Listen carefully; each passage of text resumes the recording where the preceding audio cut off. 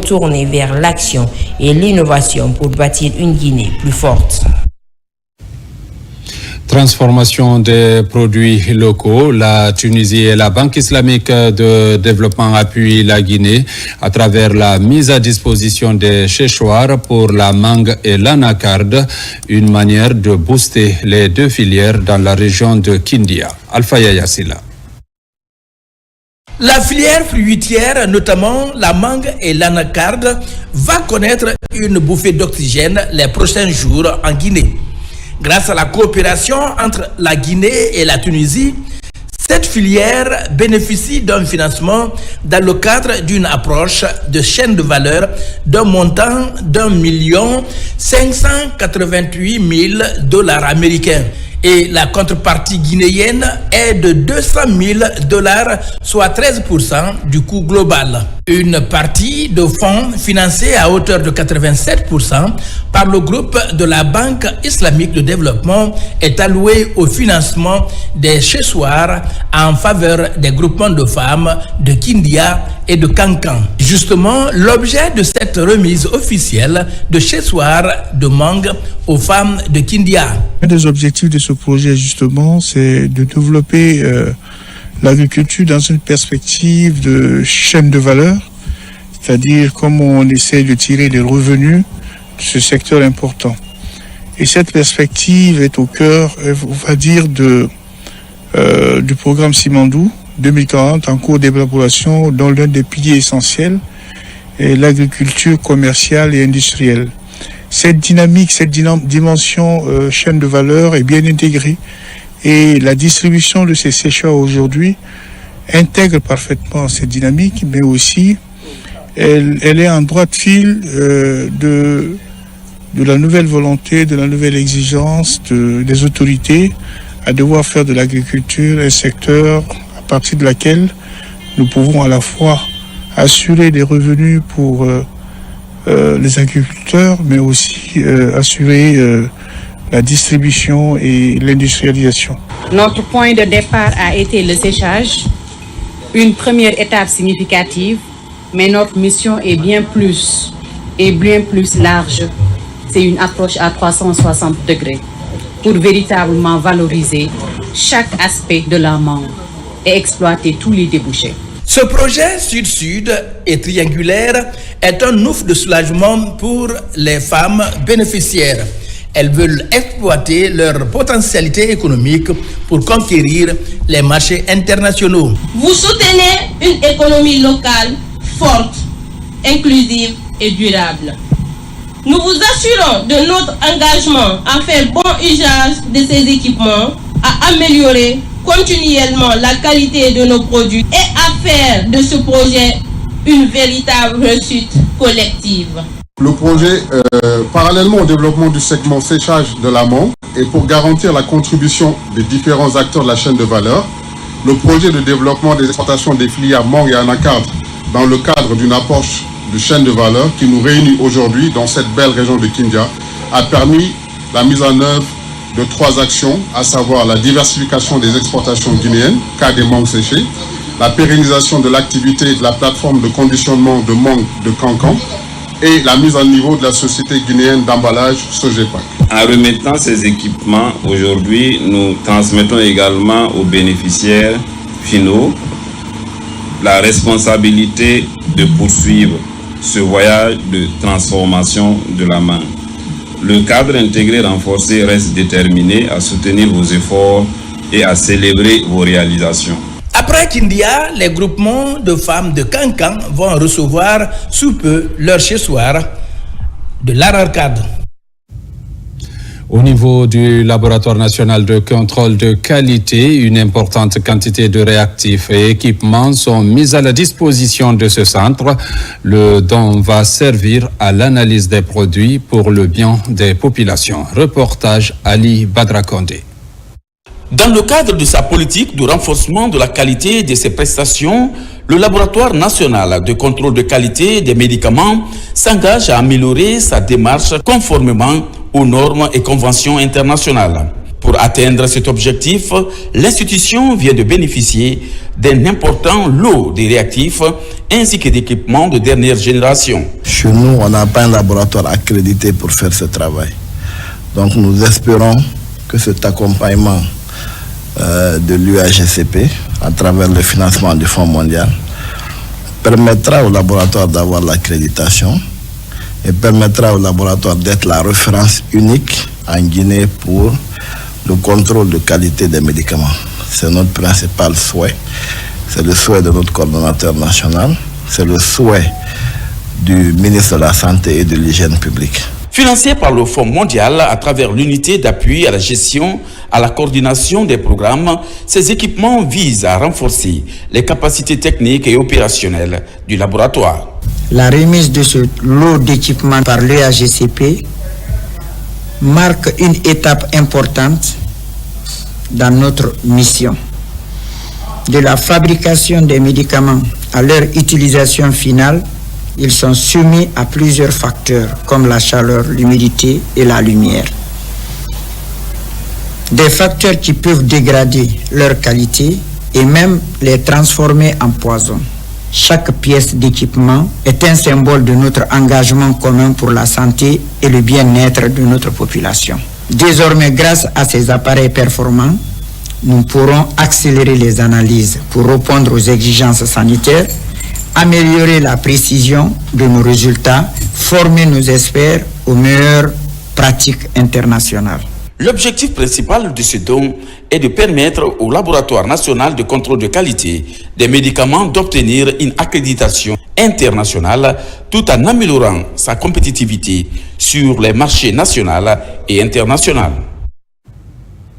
À Conakry, fini la caravane de soutien pour les personnes du troisième âge, une mobilisation de taille initiée par le département de la santé et de l'hygiène publique avec l'appui de la fondation Orange Guinée pour le bien-être de ces personnes. Reportage Aïssata Marshall. Lancée en 2015, la caravane santé troisième âge continue de se déployer au service des aînés. Cette restitution couvre les éditions 2022, 2023 et 2025. Destinée aux personnes de 60 ans et plus, elle a permis à des milliers de bénéficiaires d'accéder à des soins gratuits, renforçant l'engagement de la Fondation Orange Guinée sur le terrain.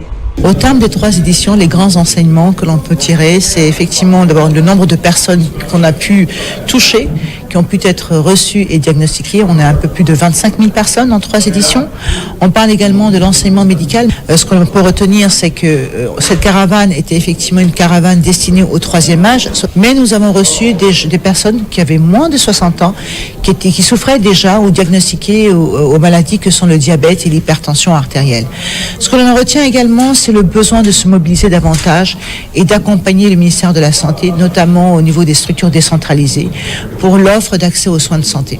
Équiper, former les agents de santé, faire en sorte que, avant la caravane, pendant la caravane, mais après la caravane aussi, que les communautés, nos aînés, nos populations, nos compatriotes à l'intérieur du pays puissent accéder aux soins de santé sur ces pathologies-là que sont les maladies non transmissibles, précisément le diabète et l'hypertension artérielle.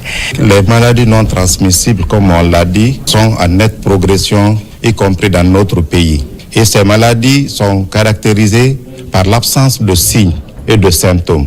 Donc elles peuvent évoluer à bas bruit, de sorte qu'à la découverte, les patients ont déjà des complications. Dans la majorité des cas, ceux qui souffrent de ces maladies ignorent qu'ils ont la maladie. Donc le fait de dépister les gens peut permettre de prévenir les complications de la maladie et réduire la mortalité liée à ces différentes maladies. Et ces 3 éditions, comme vous l'avez vu dans les résultats, on a pu dépister plus de 26 000 personnes. Donc cela a un impact considérable sur l'amélioration de l'offre de soins de ces maladies-là. Dépistage du diabète, contrôle de la tension artérielle, conseil nutritionnel et hygiénique.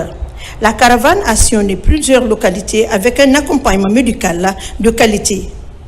Le partenariat avec le ministère de la Santé reflète une volonté commune d'améliorer l'accès aux soins pour les plus vulnérables. Plus de 23 300 personnes ont pu être sensibilisées et diagnostiquées. Des centaines de professionnels de santé ont été formés. et des structures médicales renforcées.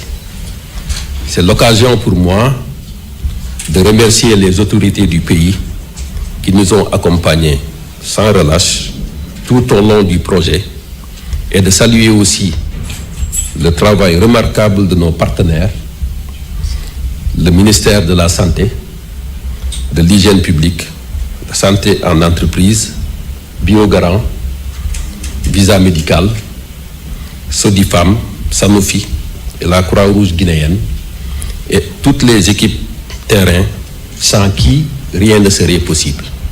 L'initiative d'une caravane dédiée aux personnes âgées revêt un caractère innovant et profondément humain. En s'adressant spécifiquement à nos aînés, la Fondation a posé un geste fort, celui de replacer les personnes âgées au cœur de nos politiques de santé, de leur redonner la place et le respect qu'elles méritent dans notre société. Sous la conduite de son Excellence, Monsieur le Président de la République, le général d'armée Mamadi Doumbouya, et dans la perspective du programme Simandou 2040, dont le 5e pilier porte sur la santé et le bien-être, notre responsabilité de promouvoir des politiques sociales adaptées aux besoins des seniors est engagée. La santé de nos aînés n'est pas un luxe, c'est un devoir. Avec cette initiative, la Fondation Orange Guinée s'affirme comme un acteur clé de la solidarité en santé. Elle contribue à sensibiliser et accompagner une frange souvent oubliée de la population. Un engagement durable pour un vieillissement en meilleure santé. Et puis, à quelques semaines de la fête de Tabaski, le textile est à l'honneur. Il s'agit de la valorisation du textile guinéen avec le savoir-faire sénégalais. L'événement attire de nombreux visiteurs séduits par la diversité des produits. Reportage Maïmouna Beladialo et Jeanne Dounamou. La capitale guinéenne accueille la 3e édition de l'Expo Vente au chapiteau Baye Issa.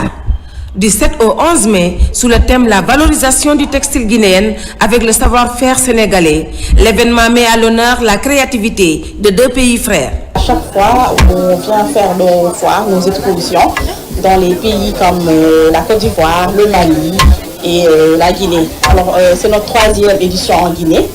Donc, merci pour l'accueil, le peuple guinéen, comme on dit. Venez faire votre marché. Venez acheter nos produits, nos habits. Nous avons beaucoup préparé notre foire. Ça fait de cela des mois. Je vous conseille de venir visiter parce que là, ça ne vaut pas la peine de partir pour préparatifs de Tabaski au Sénégal. Des vêtements pour hommes et femmes, des colliers, des chaussures et autres articles de beauté. Les tendances du moment sont à l'honneur à quelques semaines de la fête de la Tabaski. Les exposantes se sentent en terrain familier, portés par un accueil chaleureux. L'accueil, machallah, c'est mention spéciale à vous. Nous avons beaucoup visité des autres pays, mais machallah, la Guinée, on a beaucoup aimé. À la communauté guinéenne, sénégalaise, africaine, nous disons à tout le monde de venir en masse à cet événement, qui n'est pas du tout l'événement des Sénégalaises, mais l'événement de toute l'Afrique. L'Expo Vente, c'est aussi un espace de rencontre et de valorisation de l'artisanat ouest-africain. Un rendez-vous commercial, culturel et solidaire à découvrir jusqu'au 11 mai au chapiteau Baye Issa à Conakry. Mesdames, Messieurs, c'est la fin de cette édition. Merci de l'avoir suivi. Continuez de suivre les programmes de la télévision nationale.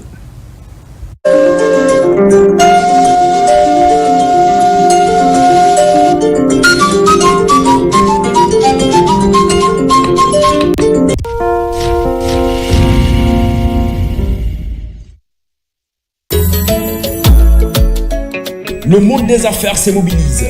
La Chambre de commerce, d'industrie et d'artisanat de Guinée, la Confédération générale des entreprises de Guinée, le patronat guinéen, ainsi que la Chambre nationale d'agriculture vous invitent à la grande journée de reconnaissance et de soutien du secteur privé guinéen aux acquis du président de la République, général Mamadi Doumbouya, ce samedi 10 mai 2025 à partir de 9h dans la salle des congrès du Palais du Peuple de Conakry. Un événement pour saluer les avancées majeures du dialogue entre le gouvernement et le secteur privé.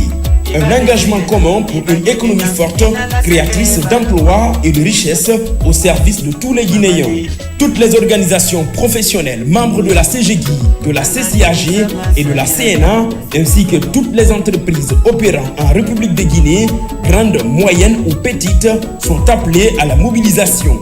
Dress code, costume ou bazin. Ne manquez pas ce rendez-vous historique le samedi 10 mai 2025 au Palais du Peuple à 9h. Sous l'égide du gouvernement, la notabilité, les Barati et la jeunesse de Barreau organisent, à travers la coordination générale, les festivités de la Mare Bollet les 19, 20 et 21 mai 2025 sous le thème La fête de la Mare Bollet, un vecteur de cohésion sociale, de création de richesse et de prospérité économique. Au programme, carnaval des troupes artistiques et culturelles, procession rituelle, prestation des artistes, démonstration des rythmes, chants et danses traditionnelles de la contrée, pêche traditionnelle annuelle, conférences et expositions culturelles, marche de reconnaissance des acquis du CNRD. Parrain, M. Moussa Moïse Silla, ministre de la Culture, du Tourisme et de l'Artisanat. Marraine, Mme Fatima Kamara, ministre de la Pêche et de l'Économie maritime. Toutes et tous à Barreau, les 19, 20 et 21 mai 2025 pour célébrer en apothéose la fête de la Mare Bollet. Sponsor Orange Guinée, Siao Guinée, Koulou et DWR Group. Sponsor média, la RTG.